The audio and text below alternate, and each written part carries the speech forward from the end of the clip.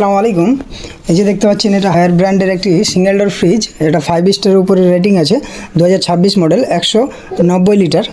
তো এই ফ্রিজটি এখন আমার কাছে অ্যাভেলেবেল আছে। যারা নিতে চাইছেন, একদম ব্র্যান্ড নিউ ফ্রিজ, যার বাজার মূল্য হচ্ছে 22,250 টাকা অনলাইন প্রাইস আছে।